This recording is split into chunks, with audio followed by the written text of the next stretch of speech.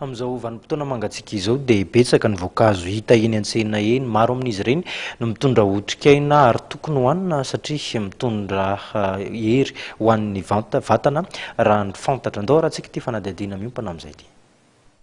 Isan'ny torohevitra izay omeny mpitsabo amin'izao fotoana mangatsiaka izao ny tokony hihinanana voankazo mba hampatanjaka ny vatana ary koa ahafahany miady amin'ny atsika sy miaro amin'ireo otrikaretina izay ateraky ny atsika isan-karazany. Ireo voankazo toy ny voasary izay isan'ny idealy sy mitondra ny vitamine C izay ilain'ny vatana hiaro amin'ny atsika tokoa amin'izao no tena vokatra. Ankoatr'izy ireny dia ireo karazam-boankazo manana loko mavo dia isan'ireo mitondra ihany koa ny vitamine C ilain'ny vatana hiady amin'ny atsika. Mbola misy voasary izy. Zavoka zany tena be mpitady. Zavoka dia akondro. Fa raha tena mangatsiaka be ny andro voasary tsy dia dia salana zany mitombo ny mahasalama amiko fotsiny tombo ny namako zavoka. Fa ny liky ny asalana. Ohatrina zao vidiny voankazo amin'izao misy fiakarany.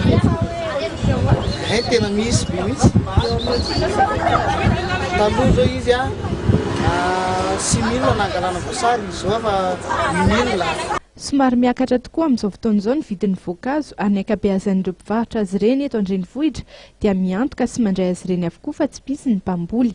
Manodidina ny 900 ariary eo avokoa ny kilao amin'ireo voankazo toy ny voasary sy ny pibasy. Ankoatra ny mananasy sy ny frezy izay mahatratra amin'ny 2,000 ariary ny kilao. Na izany aza nefa dia isan'ny torohevitry ny mpitsabo ny fihinanana matetika ny voankazo eny fa na dia tsy misy fetrany aza izany.